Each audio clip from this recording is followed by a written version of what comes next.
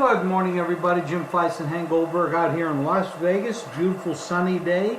Looks like we're going to have a hot one today. Hank, looks like we're going to get 90 degrees today. Okay. No humidity. That's right. You don't miss the humidity in South Florida, do you? No. No, I don't either. Yep. Lots of stuff going on. The favorites are doing very well in the NBA, and I guess the books are getting smashed with that. But how you been doing? Yesterday I did okay because I had a big one on Golden State. Durant had a huge night, and I think Golden State will move on pretty easily. The other one, the San Antonio, they just don't lose to that team at home. Denver, I think, will be looking for a new coach after this series. They're not playing well at all. And they have no teamwork whatsoever. They may have better talent than San Antonio, but it doesn't show up on the court. And I don't think they've won there in like years on San Antonio's court. So I think San Antonio probably looks like they're going to advance. Denver just played poorly. They're not shooting well. They have no inside game. And in the other series, I was very surprised to see that Philadelphia won that easily. I thought that Brooklyn would play better at home, but they went to small ball, and they did that despite the fact that Philadelphia's big men were both out. That was bad coaching on, I thought, Brooklyn's part. And they just, going small ball just wasn't going to work for them. So that's what's happened. And moving ahead, I'll be curious to see if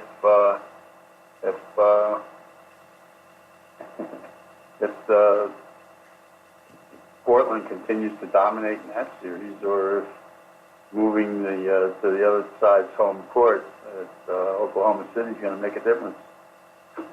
Yeah, you got the 0-2 Indiana tonight, 2.5 3-point favorite over Boston.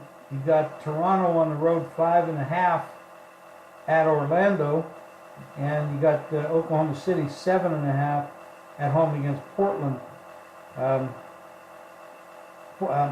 Portland's up 2-0, Boston's up 2-0, Toronto, Orlando's 1-1 series. Well, I think Orlando's going to give them a game. They're home now. I think the second game they had their win on the road, and I think they'll wake up tonight. I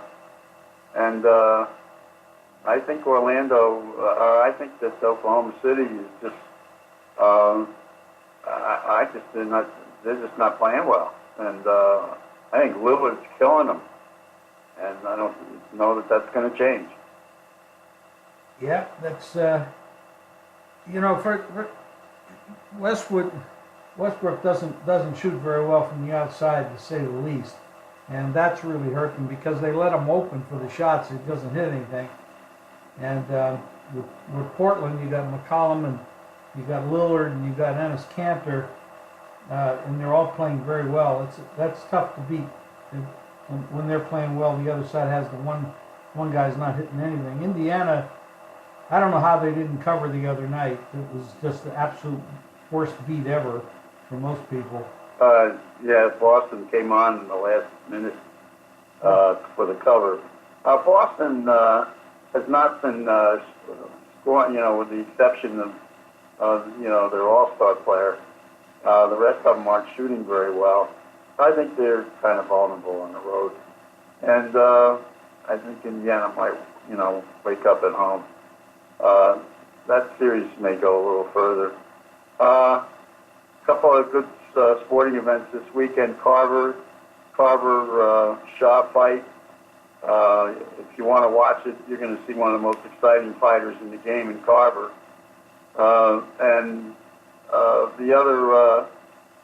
The other news is horse racing. Mike Smith decided not to ride Roadster but he's going to ride the winner of the Arkansas Derby for Richard Mandela in the Kentucky Derby. He chose that horse instead. And so Florent Giroux, who is not a West Coast rider, is going to ride for Baffert and ride Roadster. So that's kind of an interesting turn of events.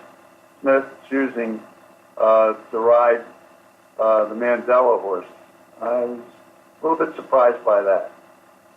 But he's ridden them, and he made that decision. Isn't that unusual? Don't the riders stay pretty loyal to the trainers that they work with? Well, he doesn't work with Baffert regularly, Mike Smith, and he is ridden for Mandela before. So there you go. he's ridden for both trainers, and he rides the older horse for Mandela. So he had to choose between the two. And he probably made a choice because he figures he has the right horse to win it. He's not dumb. Well, yeah. Although he gave Roadster a great ride, and Roadster is one of the co-favorites. But I think the agent had something to do with it because they ride Mandela's top horse to the older horse, so that could have had something to do with it. I'm sure that probably does. All right. Well, that's a quick recap. I know you're in a hurry. You got anything else before If you want to know more about that, I suggest you look up Jay Pridman's story. He writes the whole story from start to finish about how the decision was made and why it was made. It was a great piece that was in yesterday's Racing Forum, or in today's Racing Forum, excuse me. Awesome. I'll look that up myself. That sounds interesting. And nobody covers the game better than Pridman. It's well, coming from you, that's a great compliment because I know you know the game very well. Well, we got some big games. Like we said, we got baseball. Unfortunately, Snell broke a toe, and he's one of the best pitchers in baseball. He's on the sideline a little bit. But that team, Tampa, is just rolling along, 14-5 on the season. And they're playing Boston today, but Boston's 6-13 for the year. I mean, that's you get the starter today is Stanek, which is a reliever. He comes in for 1 or 2 innings at the most. But this has worked very well for Tampa, starting the relievers and go 1 or 2 innings. And he goes up against Rodriguez. Tampa's if you're looking at the records, that's a bargain price for the team that's 14-5, playing 111 to 117 on the home team there. That's an unusual price for you got a 6-13 team against a 14-5 team, and you don't have a rock star on the mound for Boston either. That's a very low price, in my opinion. Boston is reportedly thinking about making some wholesale changes in their roster, shaking things up. They're not happy. I can understand that. You talk about seven games under 500, and you're supposed to be the favorite. Yeah, that's a rocky start. Either they're going to go on a long winning streak, or they're going to be in trouble. The other news is out of the Laker camp. Ty Lue is meeting with the management there today for the coaching job, and there's a good chance he's going to wind up with that job, and that's what's the outside news for as far as coaching information that I have or that I saw. Well, I wouldn't be surprised. Matter of fact, I'd be surprised if he didn't get the job. You got LeBron there, and you're gonna have to make him happy and give him what he needs, what he feels he needs to win. And you got the coach gone, and you got the general manager gone, and now you're gonna make some wholesale changes at the top. Makes sense. Well, Ty Lue played for the Lakers, so he has a background there. And he has a background with LeBron, so that all fits. Well, Hank, anything else for today? No, I guess the Kentucky Derby's in 2 weeks, and that's been working on that, and I think the first round of the NBA playoffs is, I think what everybody's looking forward to now is what's going to happen when Golden State plays Houston, and it's pretty much headed for that. And I think that I'll tell you, the Denver performance against. Remember, I warned everybody that Pop is going to have his team ready to play, and they're playing great ball right now. You watch them; it's like a clinic.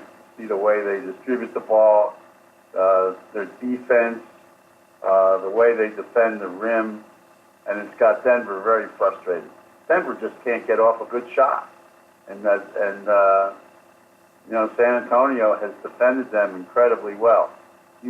Denver has not had a good open shot in that series to speak of, except for one of the 3 games. And I think they have a long losing streak at San Antonio's court. They just can't win there. I think it's 13. And, I think it's 13 straight games or something like that. Yeah, and it goes over a long period of time too. Right. So they're in real trouble. And Oklahoma City, that's a big surprise that Portland has dominated them the way they have. And I don't see that changing. Philadelphia is playing strong. Simmons is playing great. They're getting outside shooting from the old Duke shooter. And they won without their 2 big men, both of whom are hurt. And I think they may even be able to rest Embiid through the rest of that series if they want to, the way things stack up for Philadelphia right now. I don't think they're going to be in a hurry to rush him back. Well, that should be a very interesting series, no question. I was shocked at the way they manhandled Brooklyn last night. That was really surprising. That was a game I expected Brooklyn to stand up and play well, but they did not. I agree. I thought they would too, but I couldn't believe that after the other center went out for Philadelphia, that Brooklyn decided to play small ball. That was a huge mistake. Couldn't get a second shot. Obviously, you're right, because the game was never close. It was just, there was a moment or two when it got close, but mostly that game was out of balance the whole way. All right, Close Hank. at the half. Yeah. For the most part, that game was well in hand. I saw numbers on the game where the in-game betting was, you could take 11, 11 and a half, 10 and a half, on Brooklyn. And that just kind of tells you that game was pretty well spread out. A couple times it got down in the 5s range, but anyway, Hank, your plays are up at jimfeist.com, so are mine.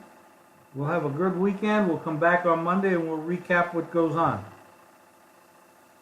Okay, there's 4 NBA games on Saturday and 4 on Sunday, so plenty of activity. Well, I don't expect Milwaukee to not cover any of their games, so I'm just saying every game I think they're just going to blow out Detroit. Not a matchup anybody should be betting on the other side, I don't believe. No, I've been betting Milwaukee. I don't care what the number is. I gave 15 and a half the other night. Me too. I don't usually do that, but that's a total mismatch. All right, Hank, have a great weekend. Okay, you too.